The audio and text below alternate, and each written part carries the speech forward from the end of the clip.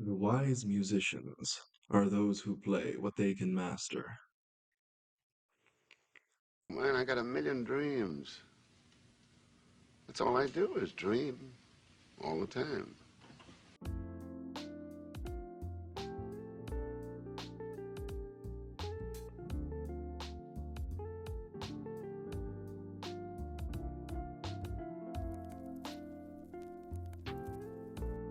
Hello again, and welcome back to the series. I'm your host, and today we're looking at Melody Time, Disney Animation's package film from 1948, their 10th official theatrical animated classic. This script was written by Celine. I do, however, have a head. It's attached to my body, it is me. So thank you, Celine. It'll still be me. If you're new here, welcome for the first time of I hope many, and if you're returning, I thank you once again for your continued patronage. Now sit back, relax, and let's get into this together.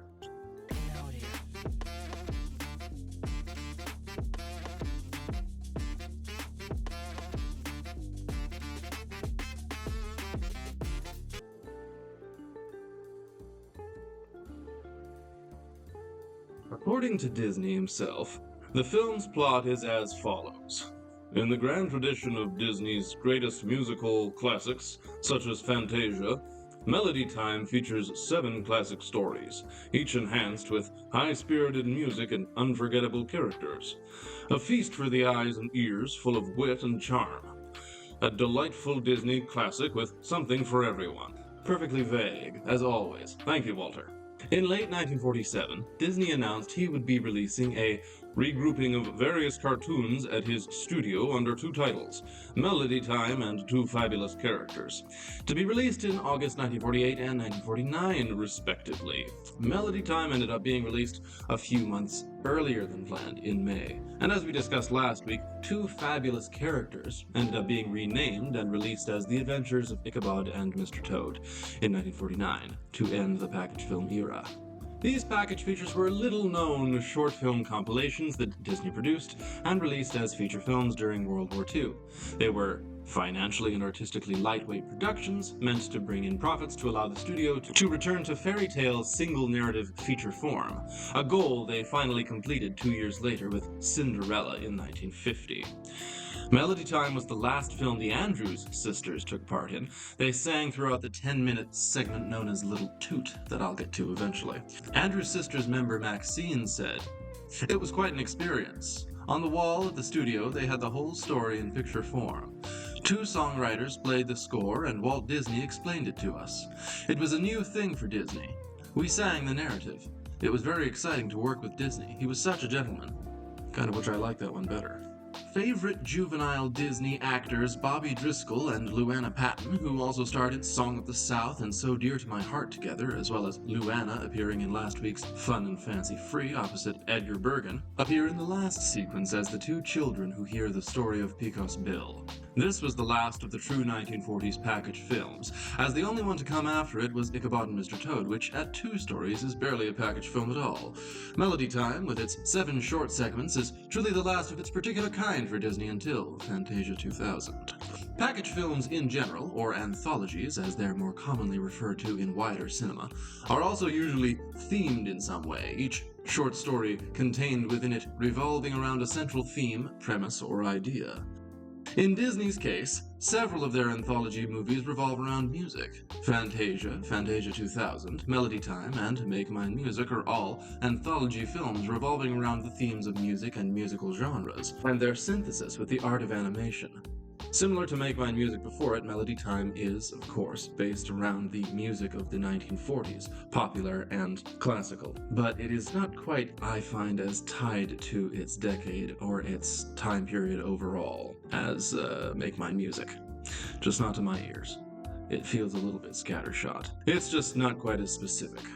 Sometimes it doesn't just work.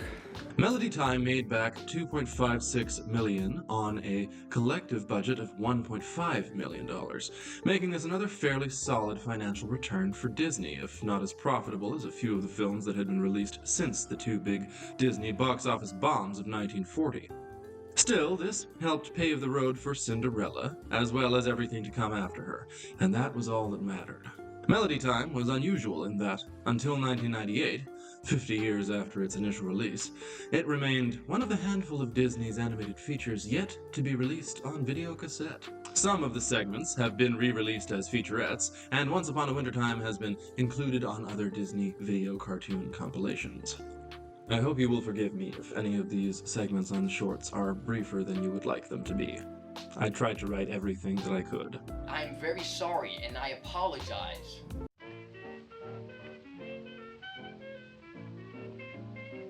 Once Upon a Wintertime is very simply animated, with this smooth, circular style, and overall it's a cute little opener that doesn't go on too long, but also isn't really that impactful. The romance is cute and doesn't overstay its welcome, and the two pairs of lovers, both human and rabbit, are equally cute and well characterized. I'm saying cute a lot, geez Louise. That's like 3 times. Especially the gallant male rabbit, trying to warn and save everyone. This is an adorable little silent short, with some lovely musical accompaniment.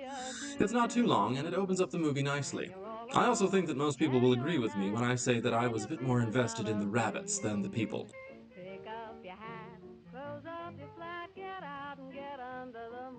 Disney is once again doing copious amounts of speed in the 1940s here. In all seriousness, Bumble Boogie is actually really cool. Flight of the Bumblebee will always have a special place in my heart, as it was the first piece of music I ever performed in competition on the flute at the age of 8. I won an award. Wow, that was so powerful. Academy Award. I love the jazzy rendition of it here, the swing and pizzazz it has, reminding me of the utterly incredible Rhapsody in Blue segment. The animation as well is inventive and engaging, and this segment ends up being easily one of the movie's strongest, lasting exactly as long as it should. The central bee is also really darn cute.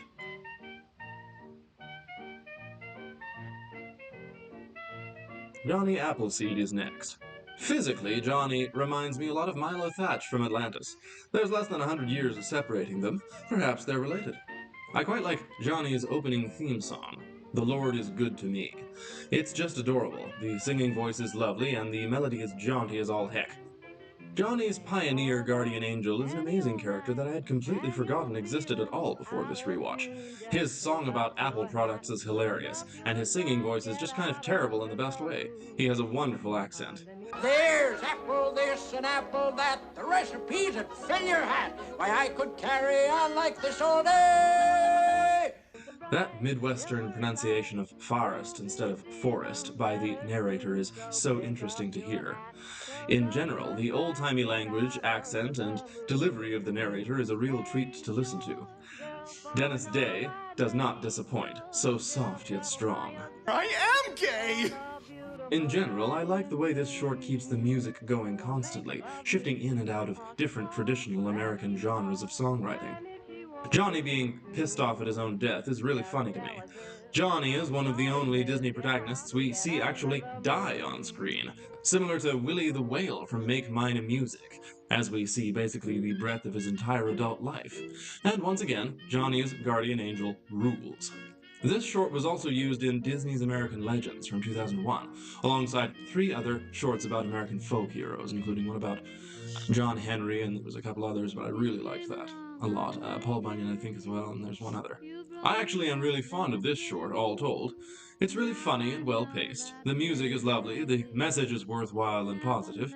The animation is basic but perfectly executed, and Johnny himself is quite the fun lead character, perfect for the 17 minutes of the movie that he takes up. I would probably rank it in my top 10 shorts of the entire package film era, which is a list video I should make soon. The story of John Chapman himself, the real-life Johnny Appleseed, is a fascinating one, and I encourage you to look into it yourself. Bizarre old hobo that he was, he did end up being able to positively impact frontier America in a real and measurable way, and I salute him for that, at the very least. John Chapman.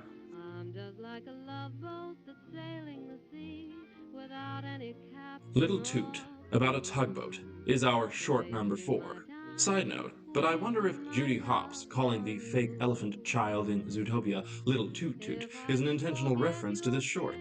Alas, however, we may never know such intricate things. Well, I guess it's just a mystery. This short is essentially about an a-hole child tugboat, taken to work by his beleaguered father, generally being a nuisance and getting in everybody's gall-darn way. he crashes the ship his father pulls, both losing his dad, his job, and getting himself arrested in the process, all because he was showing off. His redemption in the second half is nice, but damn, this little dude is way too destructive for his own good. The animation is cute, and the female voices singing are lovely from the Andrews singers, as I mentioned earlier, Maxine and the others et al. But this is my least favorite short of the bunch. I just think it's colorful and basically okay.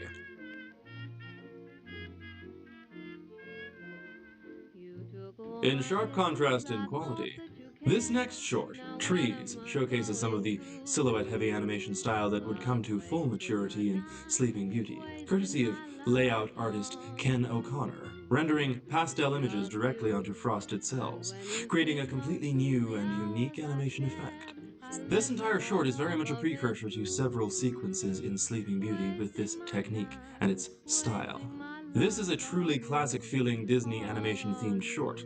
I love the realistically designed and animated animals. The entire short feels grounded and weighty. The music is really quite gorgeous, and this short actually completely won me over in the end. It might be my favorite in the movie. It's truly and honestly just sublime. I didn't want it to end. An absolutely perfect short. It was perfect. Perfect. Everything, down to the last minute details.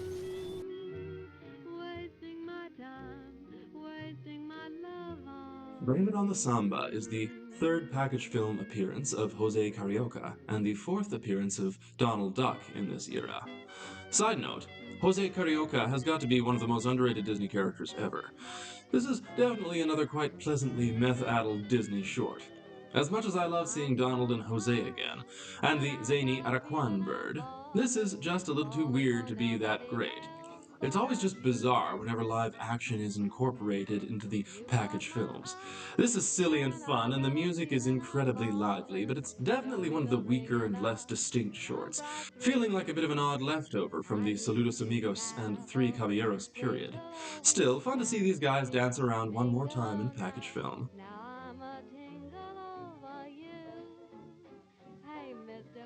The utter strangeness of the live-action framing device put aside, the best part about Pecos Bill is absolutely the singing of Roy Rogers and the Sons of the Pioneers, especially the fantastic yodeling. Disney wouldn't return to yodeling again till Home on the Range, over 50 years later. The animation is the silliest and ropiest it's been in the entire movie, similar to the goofy solo shorts of this time period. And Bill himself is an alright lead character to end the movie on. Raised by coyotes, he's almost a slapstick precursor to Tarzan or Mowgli. It's fun to bookend the movie with the two romantic shorts. Makes it feel like we've come full circle. Bill's guns firing on their own when Sue kisses him is a very fun little innuendo gag. Sue has got to be one of the more forgotten Disney heroines, but damn, she does have a foxy design. Her ultimate fate, landing on the moon, is hilarious and horrific. This is a fun enough short to end on, with fantastic singing and harmonies, but I don't like it as much as a couple of the others. Idiots. It's for you.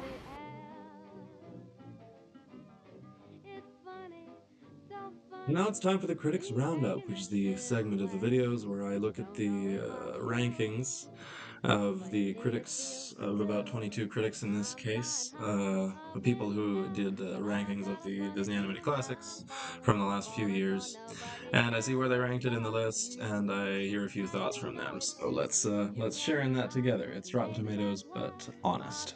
Anyway, without further ado, Shea Frillis Productions, 56th, says he could beat Johnny Appleseed up. Nothing memorable. Sean Chandler, 58th, calls it forgettable. Brian Hull, 53rd. The Trove, 36th, says it's his easy favorite of the package films. It's a pleasant collection of shorts. Dave Lee Down Under, 54th, calls it uneven and disconnected. Modern Mouse, 45th, says it isn't great, not significant, likes Pecos Bill. The 90s Kid, 32nd to 40th. Justin Watches Movies, 59th, calls it a weaker version of Fantasia. Says he likes Johnny Appleseed, but that there are many unmemorable moments just thrown at the audience, seemingly at random. The Glad in Gladiator, 58th. Whew, just so many low rankings. Miss Aitua, 54th, says that he likes it overall more than the similar Make Mine music, but that, apart from parts of Pecos Bill, he didn't find anything in the project all that memorable, but he did find Sue very attractive. Maple Street Movies, 46th, says it's a good one, similar to Make Mine music, but not quite as enjoyable as that one. The Movie Geek, 55th, says that Melody Time is another one of those wartime era movies that was extremely tough to watch in one session. Alright, that was all the YouTube critics. You can go check out any of those guys' channels. I would highly recommend any and all of them. They're super fun. At the very least for just those ranking videos. And now here are the online article critics and rankings. Collider, 49th, praises Once Upon a Wintertime, Pecos Bill, and Trees, and the animation. Criticizes how uneven it is. Paste Magazine, 54th, says that it's a disjointed collection of shorts of varying artistic merit and with no thematic connections. I kind of agree, a little bit. You'll see.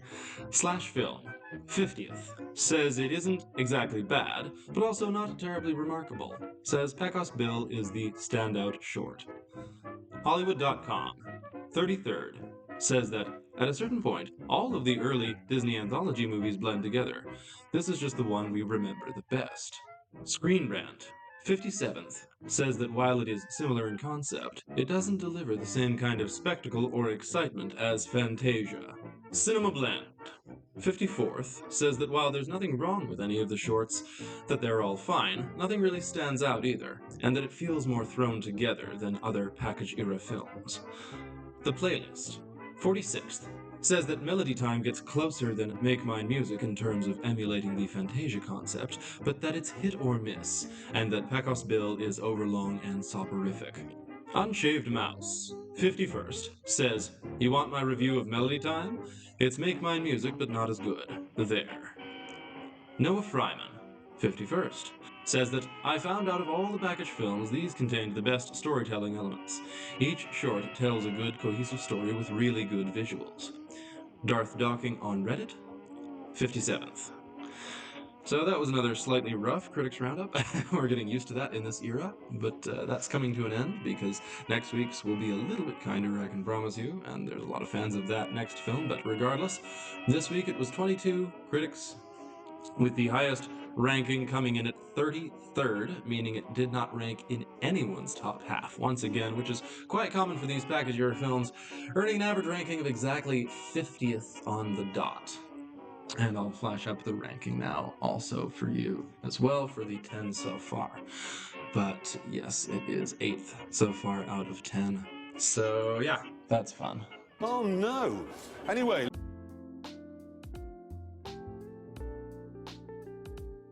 This turned out to be a pretty fun movie to revisit for me. Not every one of these shorts is all that strong, but the collection overall is varied, colorful, lively, and above all, it's just a good little time.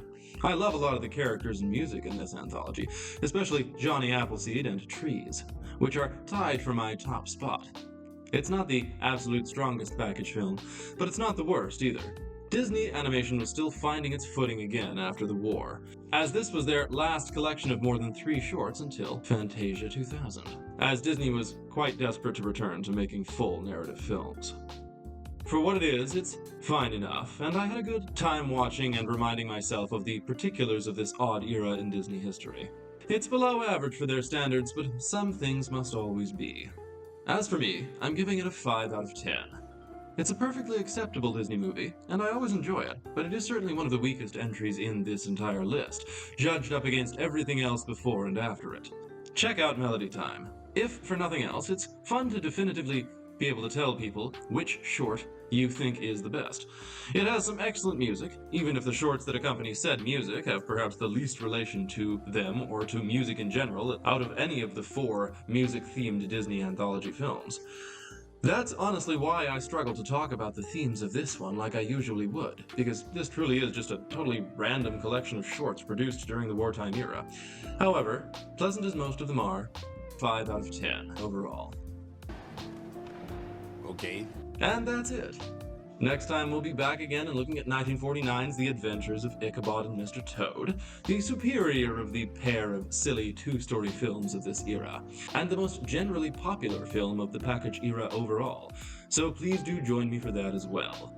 Thank you for watching, and if you're still here, good night, good luck, and enjoy the afterword.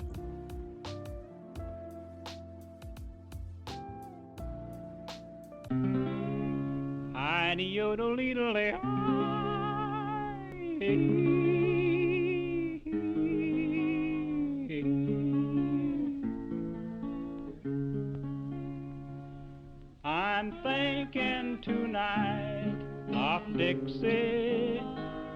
That's where we first met, my dear. I recall the scene as yesterday, though it has been many a year. You were my sweetheart of the long ago. You're still my sweetheart, and I love you so. My Dixie sweetheart, girl of the long ago, I bless the day we met. My Dixie sweetheart, oh how I love you so. I never will forget. You've been all that I hoped you'd be. Through many, many years of toils and tears, you've been so true to me. My Dixie sweetheart, girl with the hazel eyes, a million charms within your arms, and the love that binds and ties.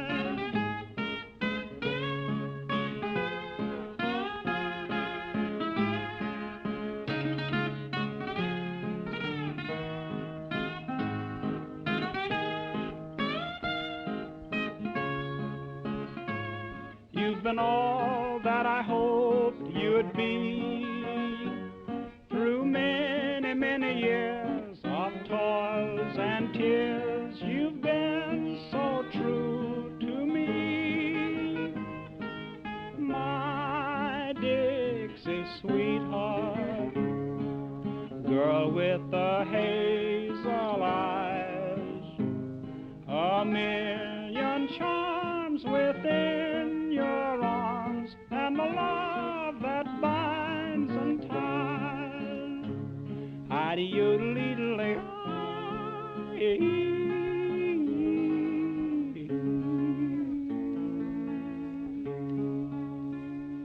That's all.